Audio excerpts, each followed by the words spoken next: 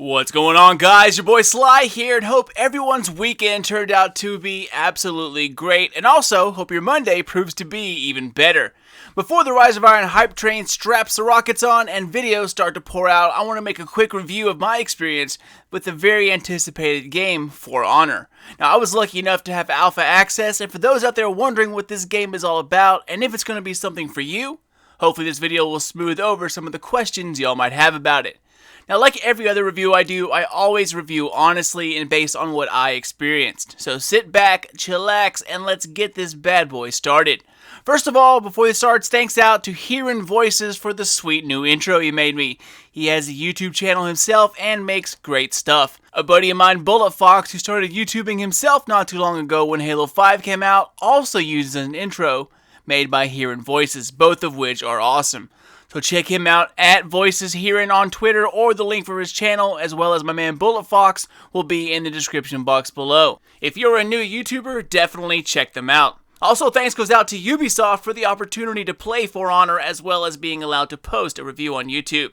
The For Honor website is down below in the description box. Check it out. It's going to be awesome. The premise for Honor is that there are these three factions: Knights or Paladins, Vikings, and the Samurai.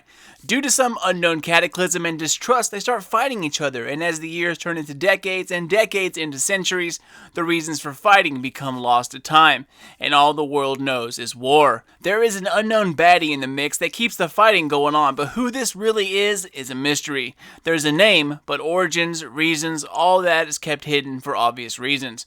But what For Honor brings to the table in these new detailed next-gen titles is a unique type of melee combat. Rise, Son of Rome has something similar, but it was kind of slow and sluggish. However, For Honor could be argued that it's too fast-paced, but the graphics keep up with the fast-paced actions very, very well. So this unique melee combat evolves around stances, which is what you can see right here. The right joysticks directs your stance, and the right trigger or bumper delivers the hits, while the left trigger locks onto your target. If you match your opponent's stance, any incoming melee attack will be blocked. However, if they change stance and you miss your mark to match up with it, you will not be blocked and it's landed as a successful hit. There are 3 stances total: left, right, and up, as well as 2 types of melee for each stance. On top of that, there are numerous combinations of swings that involves a sequence, button presses, and many, many options to break your opponent's stance. Staggering, shield bash, reversals, and most important of all, a list of abilities to use in combat. The learning curve, guys, it is quite steep if I have to be honest. If you don't give this game the time it deserves to learn everything, it will quickly become a frustrating mess. This is my biggest worry about the game. Just like Mortal Kombat or Killer Instinct, if you don't remember the combos or combo breakers, then once you get up there, you're pretty much screwed. Spamming buttons, that really only works for so long, and no doubt this game will be very hard when you reach the bosses. I can see this easily being something like Dark Souls fans would absolutely fall in love with. It's very skill-based and reaction-oriented that's fairly responsive and very fun to play. However, if you get frustrated easily, have a few TVs and controllers in your closet ready as backups, because this game shows no pity for newbies. So far, the 3 factions have 2 classes each. An easy to use, all-around character, and by all-around I mean they don't specialize in defense or attack or agility, they can just do it all, but master none of them. And they also have a medium skill-based character for those who learn the controls pretty quickly.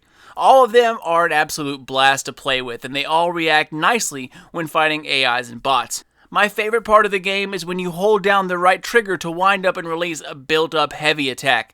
And the minions in this game are a complete cannon fodder, easy to kill, and you can just slaughter 5 or 6 of them with a single swipe of the sword. You can mow through like 50 enemies in no time flat. It is an absolute blast. I started off playing player versus AI, and I didn't see any level settings for that. It was kind of disappointing because after a few games, I was ready to try to increase the difficulty. It was such a short alpha, I could never really go back to see if there was a hidden option somewhere to increase it. Anyways, the combat is fluid, responsive, and very satisfying, when you pull off that perfect execution at the end of a long battle. However, the double team is absolutely real. There is a way to block all incoming attacks like from the left or right, but it doesn't work for very long, and each character has a certain stat that dictates how much stamina you have. Stamina needs to be built up so you can do evasive maneuvers, combos, heavy attacks, etc. Once you're out, your character becomes completely lethargic, it's like hunched over, and you are totally opened up for death. So managing and timing your swings is absolutely critical.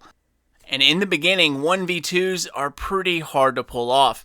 The best thing to do is always try to single somebody out, especially in PvP, or it's usually a quick death.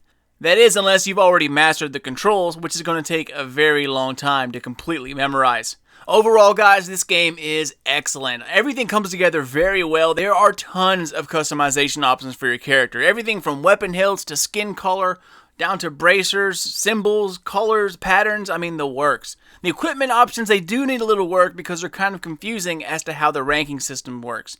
You know, you can break down old armor for XP and to make new ones, but so far it doesn't show you what you're breaking down to get into materials and how to build that towards other armor.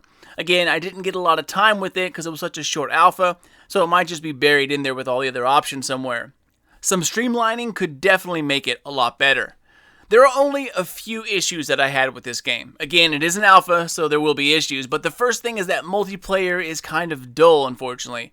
It's the classic 1v1 duel or 4v4 with control points, just different names. I mean, dueling is fun, it's the best of 5 matches, and herein lies my biggest problem. Just like most multiplayer games, timing connections is not easy work, and with this game, it is much more crucial. In shooters, if a player lags, your bullet will register sooner or later and he'll die. But in this game, blocking is absolutely crucial. It's the most important part of fighting in For Honor, and even though it's smooth as silk when fighting an AI, not so much when in duels. The combat system shows which stance you need to be in to block your opponent. As you can see here, it'll flash red indicating that's where the attack is about to come from. When everything is perfect, you can switch from one stance to another in order to block the next move. But in PvP, the slightest delay totally screws up your blocking. What worked in the tutorial and versus the AI doesn't work in PvP all the time. Sometimes you switch stances with plenty of time left and you're expecting a block, but you end up getting hit anyway. When that happens, my second biggest problems occur, and that is class balancing.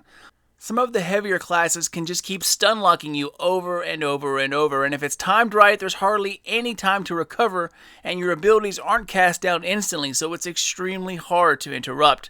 Also, if you're using a heavy class versus an agile one, it's extremely hard to not only catch the block on time, but be able to land a hit without being interrupted in the process. Agile characters can pretty much get 2 fast attacks in the time it takes the heavy class to complete one swing. Add blocking lag into that and it's over, y'all. However, if the heavy lands the blow first, you'll usually win due to some stunning effects it has on the opponents. So that needs some improvement, definitely. Now, there are annoying environmental features as well, like some classes can stun lock you, and then there's this maneuver to throw players off the ledge or bridges or collapse walls. That's just cheap, guys. Why would any skill-based game have such a cheap way to win? I like the fire and the damage it can deal, that's awesome, but this instant death cheap shot, not so much. Now, I know, I'm just being picky here. There are things to root out in every game, and I have no doubt this game will exceed expectations on day one. The campaign is what I am really interested in, and it's going to be cool to watch it unfold over the points of view from 3 different classes. Each one, unique struggles, strengths, and beliefs. If I had to rate what I played alone, I would give it a solid 9, based on graphics, uniqueness, fluidity, and style.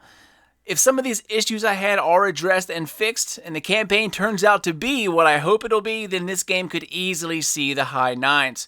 I definitely recommend trying to get into the beta if they end up having one. But my advice is to take your time and learn the game right the first 30 minutes to an hour.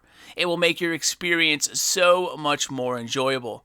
If you skip the training and you don't watch the advanced tactics video or memorize some of the combos, you're going to be in for a very frustrating time, and button spamming is not this game's strong point. The learning curve might be a little too steep for most, but those passionate enough will absolutely love it. Now, it's not as simple as something like Dark Souls where it's attack, block, or roll. It's much more complicated. I don't think it'll ever be anywhere near as hard, though. Alright guys, that's it. Those are my thoughts on the closed alpha and what I think the future has for it.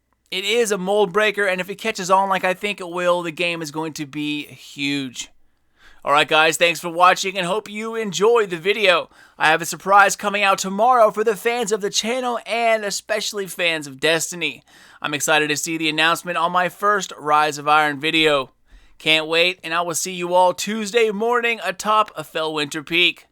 Until then, this is your boy Sly. Done, gone, out.